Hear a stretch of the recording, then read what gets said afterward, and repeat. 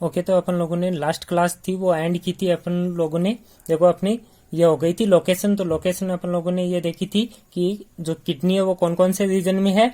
एक तो hypochondriac region, epigastric region, umbilical region and a lumbar region, ये थी इसकी लोकेशन वगैरह। और at the level of T12 to L3 थी जिट्रोपेरिटोनियल, ये अपनी किडनी थी। ये अपन लोगों की पहले क्लास में हो गई थी। उसके बाद में अपन लोगों ने पढ़ा था रिलेशनशिप ऑफ द किडनी।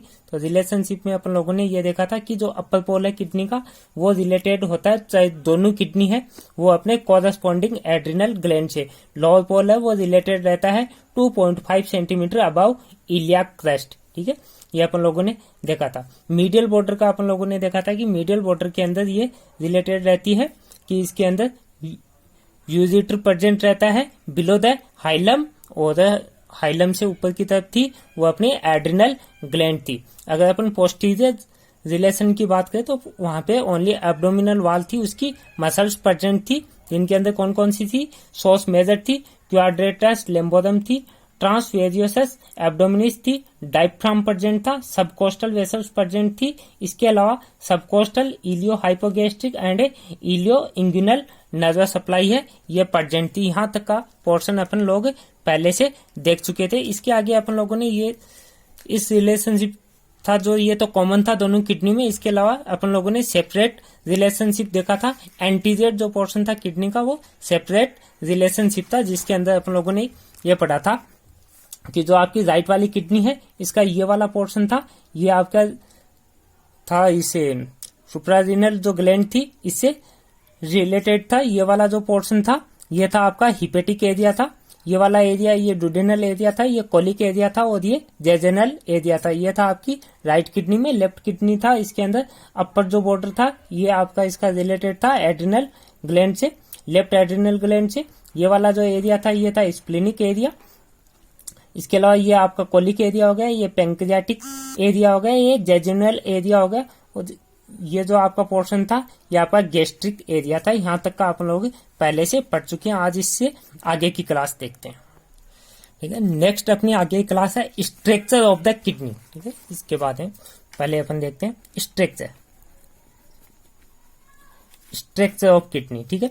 जैसे ही अपन लोग नेक्ड आई से देखेंगे, ठीक है, विदाउट एनी माइक्रोस्कोप, ठीक है, अपन किडनी को देखेंगे तो सबसे पहले देखते ही अपन लोगों को जो किडनी पे दिखाई देंगे और दिखाई देगा अपने को आउटर कैप्सूल, ठीक है, कैप्सूल बोल सकते हो या फिर आप कवरिंग ऑफ किडनी, ठीक है।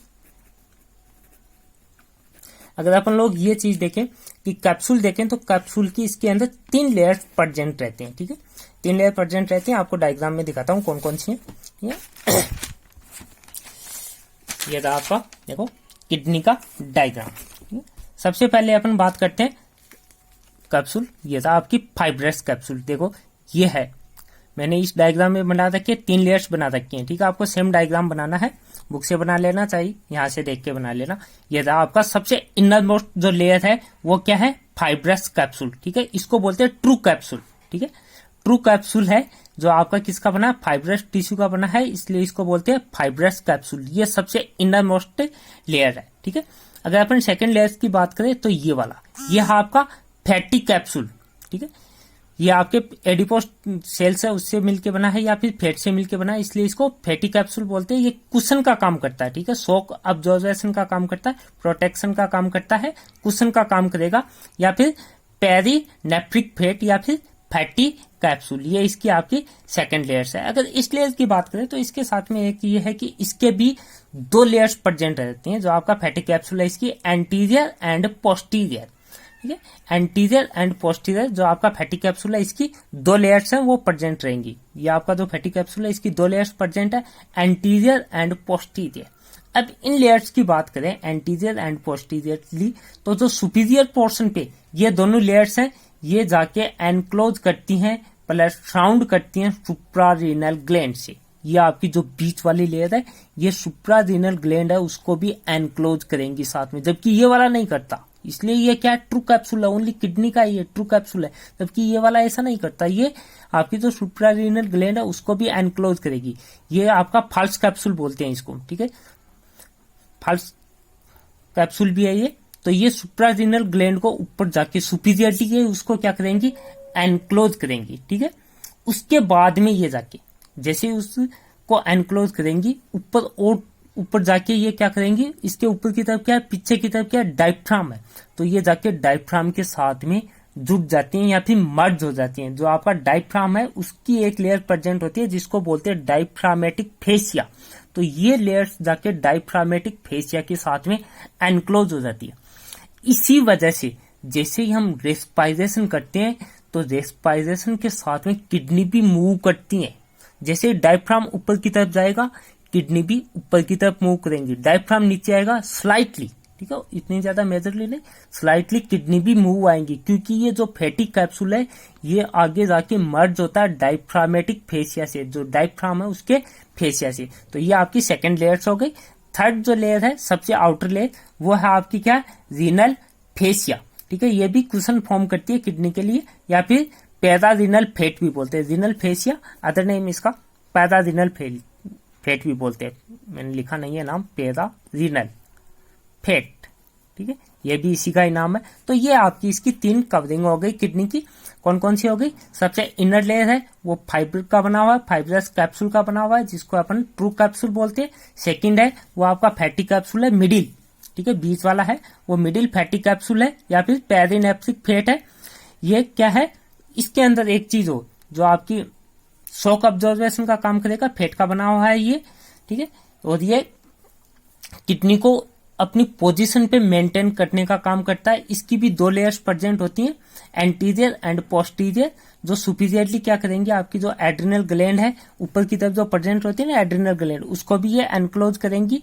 और फिर ये पीछे की तरफ जाके जो आपकी डायफ्रामेटिक फेसिया है उसके साथ में ये जुट जाती है, बीच वाली लेयर। इसी वजह से जब से ये अपन लोग रेस्पायरेशन करेंगे किडनी भी ऊपर और नीचे की तरफ मूव करेगी। थर्ड जो आपकी लेयर है सबसे आउटर, वो है आपकी रीनल फेसिया। ये भी किडनी के लिए एक कुशन का काम करती है। तो ये आपकी 3 क्या हो गए, किडनी के कैप्सूल या फिर covering of the kidney. Question 4 number का पूछा जा सकता है, इंपॉर्टेंट है, ठीक है। डायग्राम आपको बनाना है, ठीक है, यहां तक हो गया।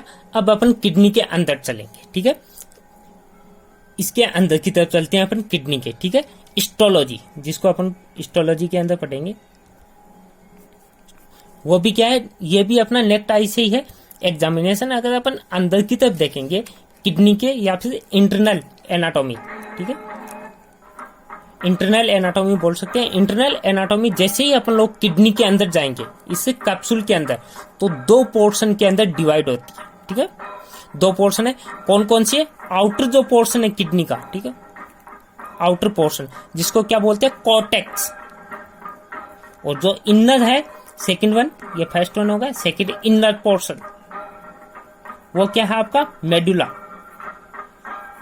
डायग्राम में देखो, ये रहा आपका मेडुला, ठीक है। यहां से लेके यहां तक का जो पोर्शन है, ठीक है, यहां से लेके यहां तक का पोर्शन क्या है, मेडुला है।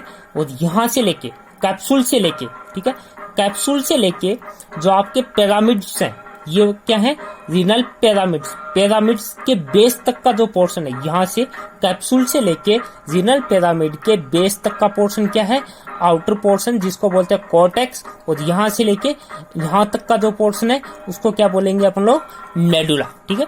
अब अपन बात करते हैं ओनली कॉर्टेक्स की। मेडुला की बात अपन नेक्स्ट क्लास में देखेंगे। तो मेडुला क्या है, एक तो outer most portion, outer most, ठीक है, आउटर मोस्ट पोर्शन है। कलर की बात करें तो ये है रेडिश ब्राउन पोर्शन, ठीक है, रेडिश ब्राउन पोर्शन है। ओनली अपन किसकी बात कर रहे हैं, रीनल कॉर्टेक्स की, ठीक है। आउटर मोस्ट पोर्शन है, रेडिश ब्राउन है, कहां से कहां तक है, यहां से लेके कैप्सूल से लेके बेस ऑफ द पिरामिड्स तक, ठीक है। अब ये जो पोर्शन है ये भी 2 पार्ट्स में डिवाइड होता है, ठीक है। कौन कौन से, आउटर जो पोर्शन है उसको बोलते हैं कॉर्टिकल, कॉर्टिकल रीजन, ठीक है। इनर पोर्शन को बोलते हैं juxta medullary, next to the medulla, ठीक है। जक्स्टा मेडुलरी का शाब्दिक अर्थ होता है नेक्स्ट टू मेडुला।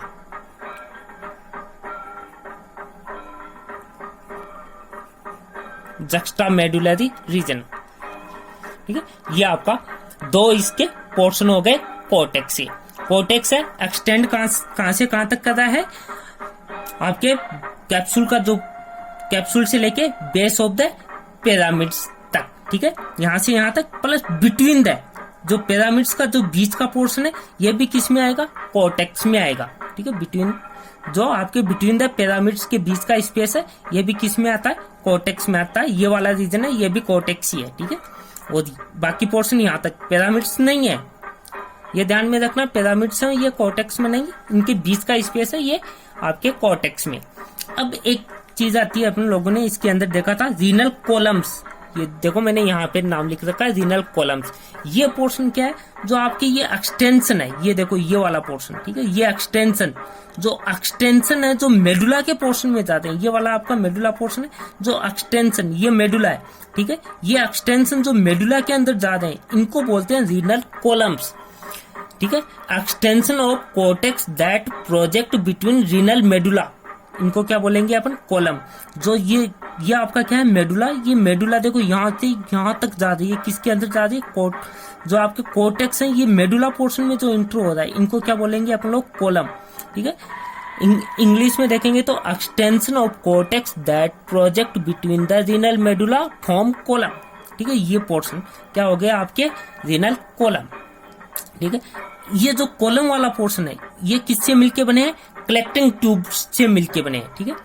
ये किससे मिलके बने हैं, इनके अंदर मोस्टली मेनली जो है वो कलेक्टिंग ट्यूब्स है, और कलेक्टिंग ट्यूब का काम रहता है यूरिन को किसमें इम्पिटी करना, माइनर कैलिक्स में। हर पिरामिड यहाँ से निकलेगा एक माइनर कैलिक्स ट्यूब निकलती है, उसके अंदर ये यूरिन को इम्पिटी करते हैं, ठीक है।